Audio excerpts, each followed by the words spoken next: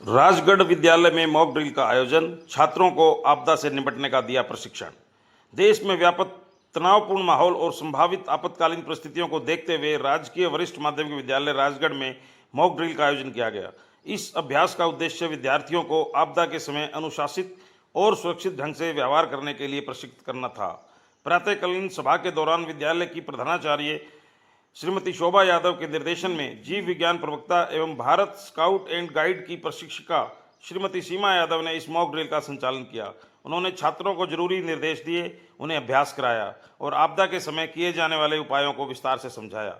Drill के दूसरे चरण में छात्रों को कक्षा में संबंधित जागरूकता वीडियो भी दिखाए गए।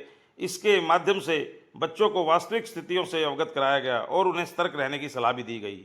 अचानकता की स्थिति का अभ्यास कराने हेतु ठीक 11:40 पर विद्यालय परिसर में पुनः सायरन बजाया गया ताकि यह परखा जा सके कि जो छात्र छात्राओं और स्टाफ सदस्यों को आपातकालीन निर्देशों का पालन सही रूप से कर रहे हैं या नहीं। विद्यालय स्टाफ ने भी इस अभ्यास में पूर्ण सहयोग दिया और सक्रिय भागीदारी निभाई। प्रधानाचार्य शोभा यादव ने कहा कि ऐसे अभ्यास बच्चों में सजगता, अनुशासन और आत्मविश्वास उत्पन्न करते हैं, जो किसी भी संकट की घड़ी में उपयोगी सिद्ध होते हैं। विद्यालय परिवार द्वारा आयोजित इस मॉक ड्रिल की सभी ने सराहना की और इसे एक सफल प्रयास माना। हमसे जुड़े रहने के लिए अनोखा हरियाणा न्यूज़ चैनल को लाइक एवं सब्सक्राइब करें। आपको हमारी खबर कैसी लगी कमेंट अवश्य करें। यदि ठीक लगे तो शेयर भी कर दें। अनोखा हरियाणा न्यूज़ के लिए मनोज गोयल गुड़ियानिया की रिपोर्ट।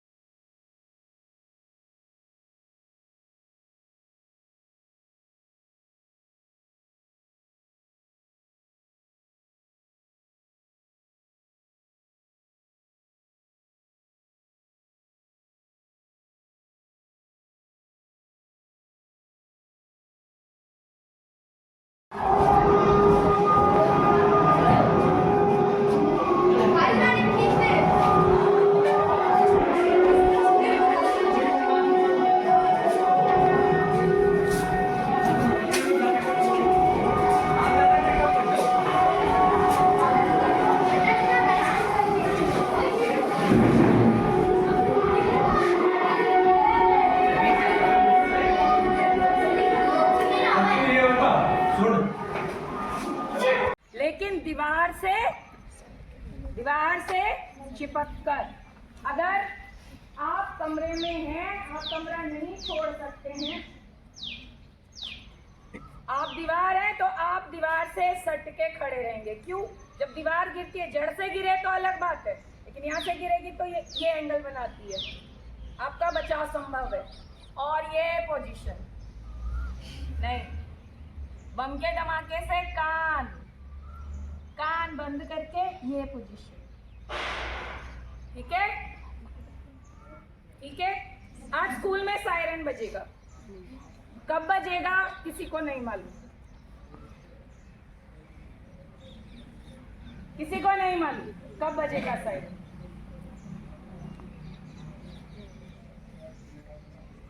आपके टीचर्स आपकी क्लास में रहेंगे, वो वहीं पे जो भी स्थिति है उसके हिसाब से आपको जो इंस्ट्रक्शन दे उसे फॉलो करना है, ठीक है? एक बहुत इंपॉर्टेंट बात उसमें बोली गई थी, जो आगे आने वाले समय में पूरी भी कर ली जाएगी, कि हर कक्षा में और स्कूल में फर्स्ट एड किट्स हम लोग रखेंगे। किसी भी इमरजेंसी के हालात में, चोट लगने के हालात में प्राथमिक उपचार विद्यालय में ही किया जा सके। जरूरत होगी तो आगे आने वाले कुछ एक दिनों में आपको फर्स्ट एड की अलग अलग टाइम पे आधा घंटा लेके प्रेयर में 1-2 आपको डेमोस्ट्रेशन दिए जाएंगे कि फर्स्ट एड कैसे करनी है, सीपीआर कैसे करना है। मैं भी दे सकती हूँ, मैं किसी को बुला भी सकती हूँ, ठीक है? एक इम्पॉर्टेंट चीज कि अगर घायल कोई हो जाए उसका डेमोस्ट्रेशन हम आज ही करेंगे। 2-3 स्थिति हैं कि अगर आप अकेले ही हो और किसी के जो पैर से नहीं चल सकता है, अगर उसको लेके जाना है एक पैर घायल हो गया है तो कैसे ले जाएंगे? आप स्कूल में हो, कुछ लोग ज्यादा हैं, अगर किसी को उठा के ले जाना है तो कैसे उठा के लेके जाएंगे? ये घायल है, इसकी हाइट मुझसे कम है, पैर में चोट लगी है, तो जिस पैर में चोट लगी है आप उस पैर को अपने पैर के ऊपर बेटा ऊपर रखो। और इसके साथ क्या करेंगे? बांध देंगे, है ना? क्या करेंगे? बांध देंगे। अगर ये होश में है और आपके पैर के साथ मेरा पैर चलेगा, ये पैर उठा, कदम उठा रहा हूँ, समझ में आया? इस पैर पे जोर नहीं देना, ये पैर मैं चलाऊंगी, समझ में आया? ऐसा ही नहीं टांग उठा के चल देंगे, डोंट डू दैट।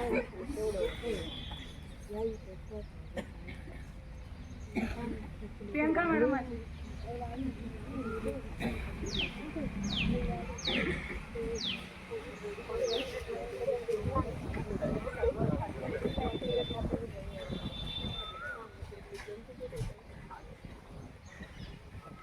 एक स्थिति है, पर ये नहीं कि मेरे जैसा इंसान करने की हालत में नहीं आप उठाने की कोशिश करो।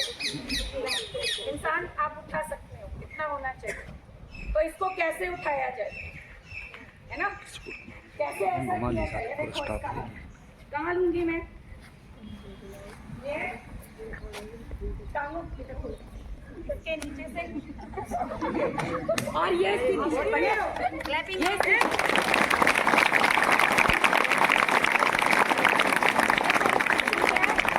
पीछे अगर बेहोश है तो हाथ छोड़ दे, गिरेगी नहीं।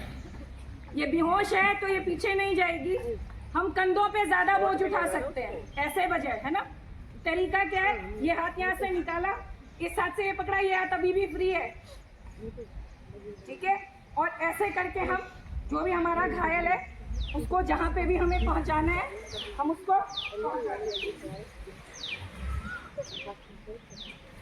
ये उठाने का तरीका है। हमारे यहाँ पे कैसे उठाते हैं? गिर गया, उठा लो, नहीं, हमेशा ऐसा नहीं करना चाहिए। अब अगर आपका साथी ज्यादा हैवी है फिर आप कैसे उठाएंगे?